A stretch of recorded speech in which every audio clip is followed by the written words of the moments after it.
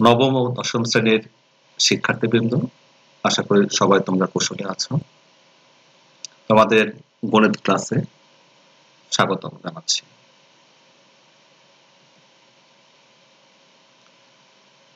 আমরা গত ক্লাসে অধ্যায় 4 সূচক এবং লগারিদম এটা নিয়ে আলোচনা করেছিলাম কিছু অংশ নিয়ে। আজকেও আমরা গতকালের পাঠের ধারাবাহিকতায় আমরা সূচক নিয়ে আজকে আমরা আবারও আলোচনা করব। গতকালকে আলোচনা শেষে কিছু কাজ এখানে সমস্যার সমাধান করা হয়েছিল। কিছু সমস্যা তোমাদের বাড়ির কাজ হিসেবে দেওয়া হয়েছিল। পাঠ্য বইয়ের 2, 4, 6 ও 8 নং সমস্যা। আশা করি তোমরা এগুলো সুন্দরভাবে সমাধান করতে পেরেছো।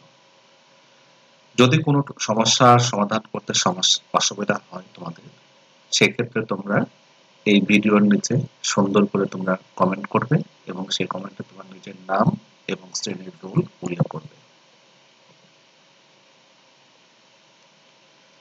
আজকেও আমরা সূচক সংক্রান্ত কিছু সমস্যা আমরা সমাধান করব, যেটা প্রমাণ করতে হবে। প্রমাণ জাতীয় সমস্যাগুলো আমরা আজকে সমাধান করব। তোমাদের পাঠ্য বইয়ের 9 নম্বর সমস্যা, প্রমাণ করো। আমরা দেখে নিই এখানে সমস্যাটা 4 to the power n minus 1 divided by 2 to the power n minus 1 equal 2 to the power 1 plus 2 to the power n plus 1 এটা আমাদের প্রমাণ করে দেখাতে হবে।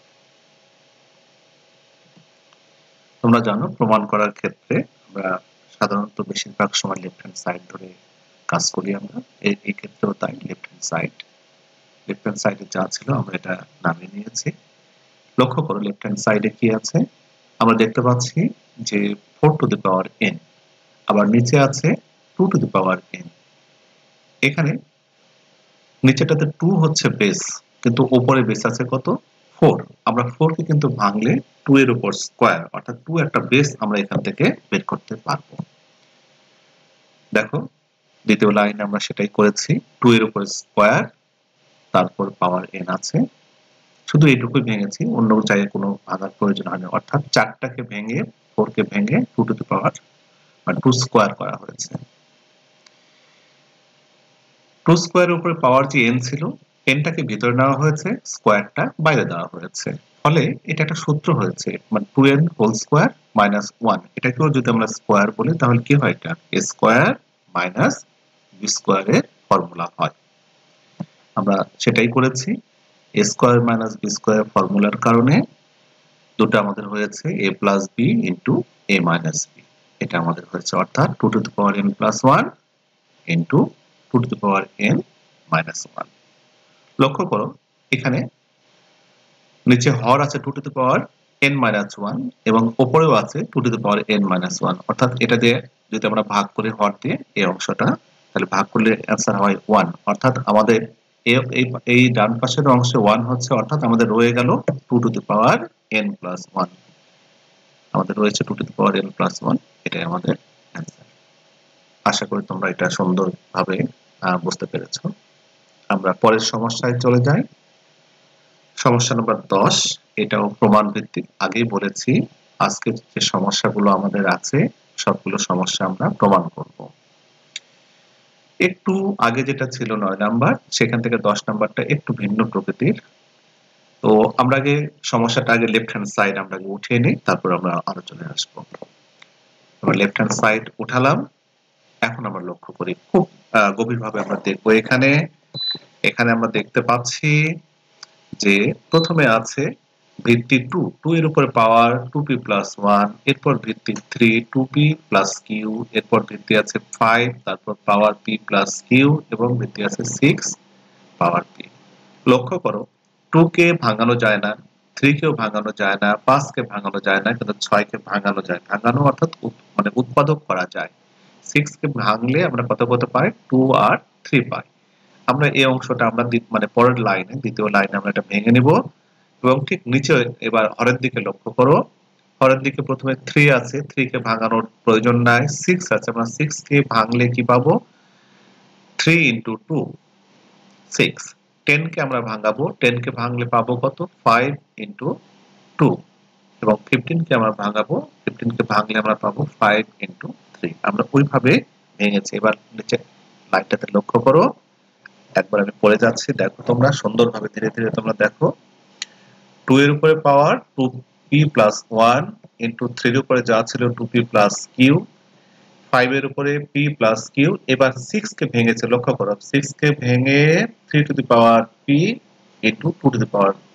এটা আমরা সূত্রের মধ্যে আমরা পেয়েছিলাম, যেভাবে ভেঙে এটা লেখা যায়। ঠিক নিচের দিকে হরের দিকে লক্ষ্য করো, 3 to the power p minus 2 into 6 কে আমরা ভেঙেছি, একটা 3 একটা 2 তে ভেঙেছি, 3 to the power 2p plus 2 into 2 to the power 2p plus 2।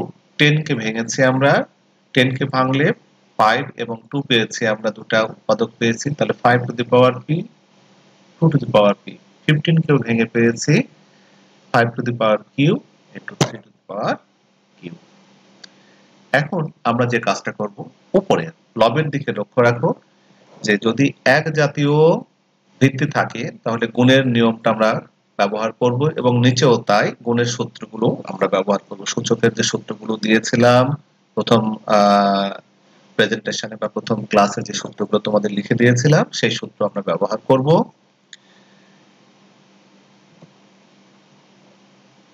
সেই সূত্রগুলো আমরা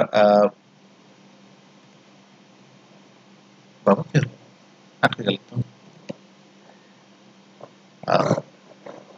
ঠিক আছে, একটু সমস্যা হয়েছিল, যান্ত্রিক ত্রুটি ছিল একটু, আমরা দেখে নিচ্ছি এখন। 2 এর উপরে পাওয়ার, 2 এর উপরে আমরা লক্ষ্য করো, 2 এর উপরে পাওয়ার আছে 2p প্লাস 1, আবার একবারে ডান পাশে দেখো 2 এর উপরে পাওয়ার p। তাহলে আমরা গুণের সময় বেস কমন নিলে পাওয়ারটা যোগ হয়, তাহলে 2 এর উপরে পাওয়ার কত হবে 3p প্লাস 1। একটু একবারে করেছি, নইলে অঙ্কটা বড় হয়ে যায়, লাইন একটু সংক্ষিপ্ত করা হয়েছে। 3 এর উপরে পাওয়ার ছিল কত 2p প্লাস q, আবার ডান পাশে আছে 3 এর উপরে পাওয়ার p আছে, যোগ করলে কি হবে, গুণের সময় পাওয়ার যোগ করে দিলে 3 এর উপরে পাওয়ার হবে 3p প্লাস q, আর 5 এর উপরে পাওয়ার যা ছিল তাই। নিচে লক্ষ্য করো 2 কয় জায়গায় আছে, আমরা দেখতে পাচ্ছি ভিত্তি আছে 2 জায়গায়। হরের দিকে খেয়াল করো, 2 এর উপরে পাওয়ার আছে 2p প্লাস 2 এবং 2 এর উপরে পাওয়ার আছে p। আমরা এটা যোগ করে দিয়েছি, গুণের সময় বেস কমন থাকলে পাওয়ার যোগ হয়, অর্থাৎ 2 বেস, এই ক্ষেত্রে পাওয়ার হবে 3p প্লাস 2। ঠিক 3 এর উপরে লক্ষ্য করো, 3 এর উপরে আছে p মাইনাস 2, প্রথমে আছে, আবার পরে আছে 3 এর উপরে 2p প্লাস 2, একবার শেষ অংশে আছে 3 এর উপরে q। এগুলো যদি আমরা যোগ করলে আমাদের থাকে 3 এর উপরে 3p প্লাস q। তোমরা একটু রাফও করতে পারো, রাফ করে দেখতে পারো যেটা ঠিক আছে কিনা। আর 5 এর উপর কি রইলো, 5 এর উপরে p আছে, 5 এর উপরে q আছে, তাহলে বেসটা কমন নিলে পাওয়ার যোগ হচ্ছে 5 এর উপরে পাওয়ার হচ্ছে p প্লাস q। আমরা পরের লাইনটা লক্ষ্য করি, এখন আমরা ভাগের সূত্র ব্যবহার করেছি। বেস লবে 2, হরেও 2 আছে, তাহলে বেস কমন নিলে পাওয়ার গুলো কি হবে, বিয়োগ হবে।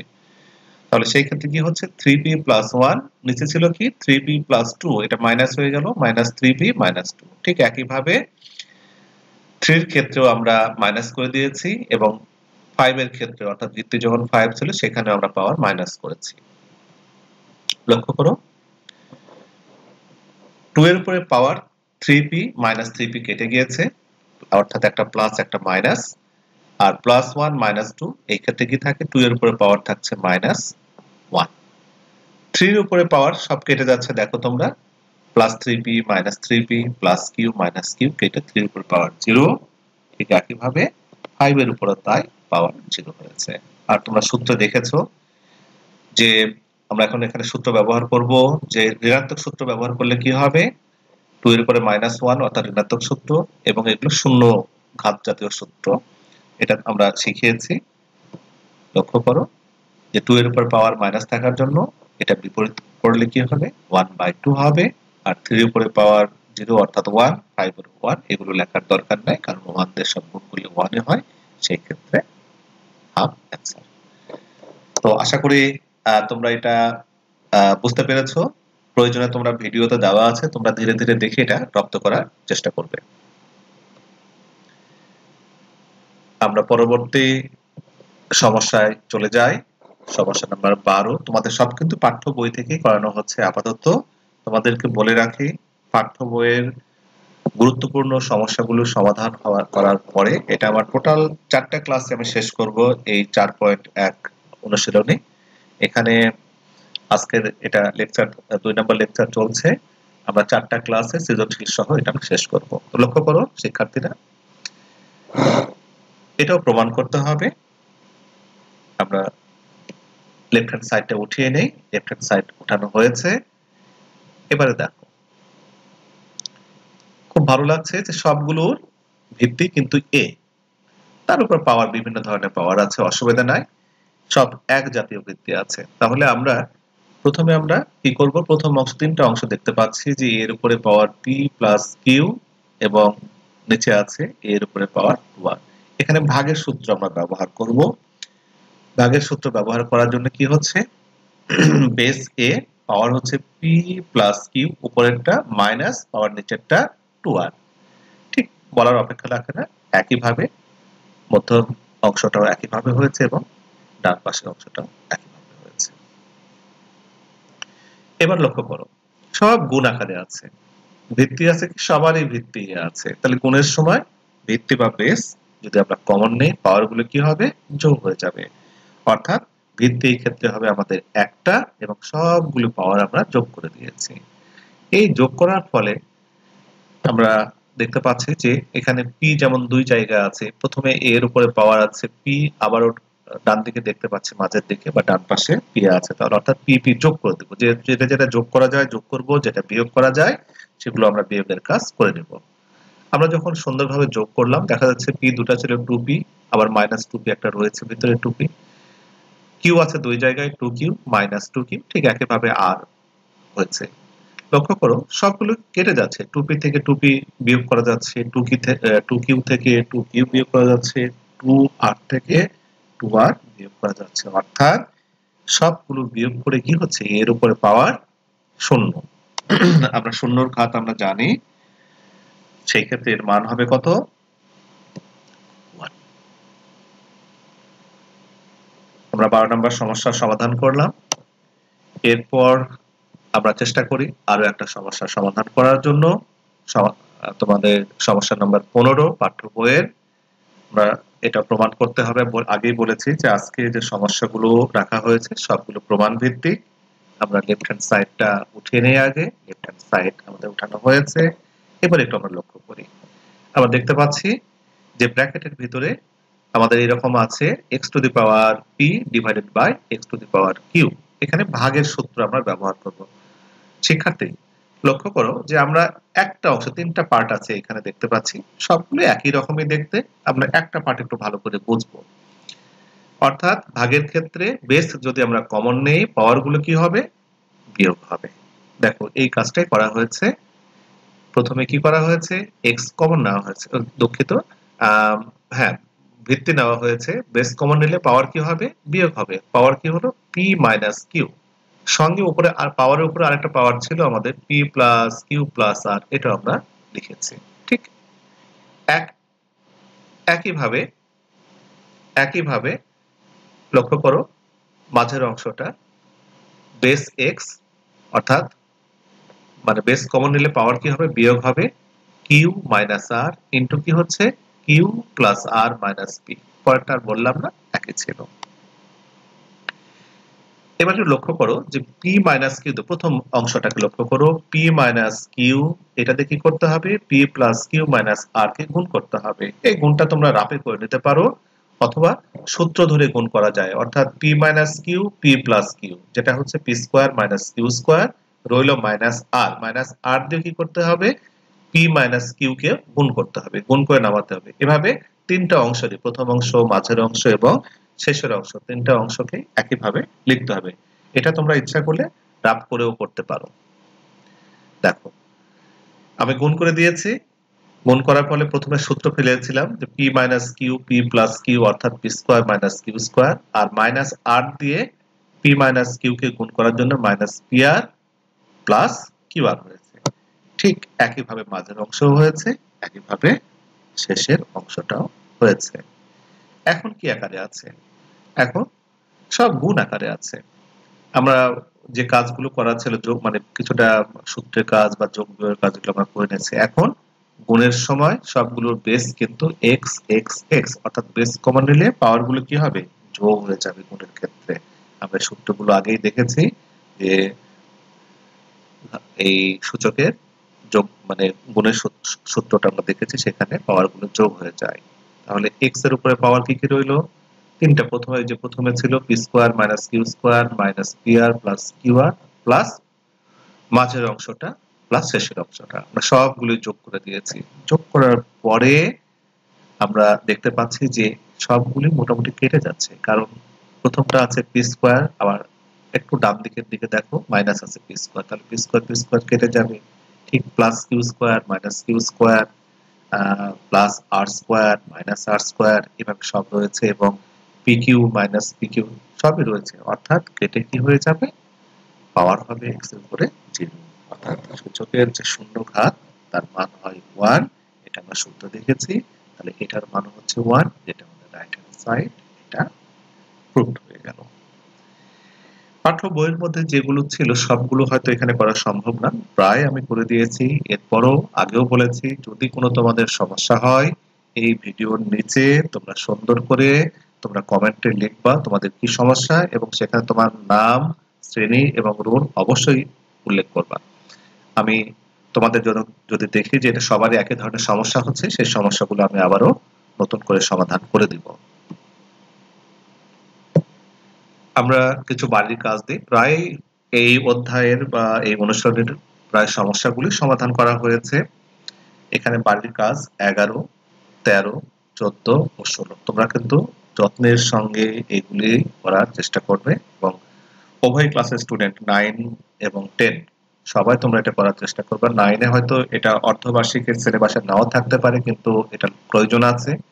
আর ক্লাস 10 তোমরা করেছো, তারপরেও তোমাদের এটা চর্চা করা প্রয়োজন আছে, তোমরা অনেকটা ভালো পারবে এখানে। তো আজকের ক্লাস আমরা এখানে শেষ করি।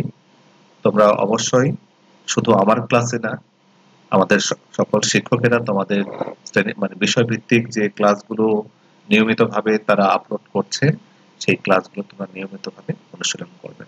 সবাই ভালো থাকো, সুস্থ থাকো, সবাইকে ধন্যবাদ।